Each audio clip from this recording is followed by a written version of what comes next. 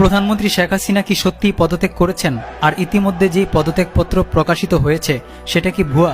উনি কি এখনও বাংলাদেশের প্রধানমন্ত্রী? থাকছে আজকের ভিডিওতে। চলুন শুরু করা যাক। 5ই আগস্ট শেখ হাসিনা পদত্যাগ করে দেশ ছেড়েছেন, যেটা আমরা ভিডিওতে দেখেছি।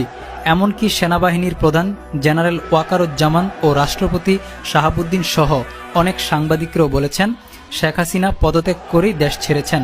এরই মধ্যে গুঞ্জন উঠেছে শেখ হাসিনা পদত্যাগ করেনি, আর যদি করেও থাকে তাহলে কেন পদত্যাগপত্র দেখানো হচ্ছে না।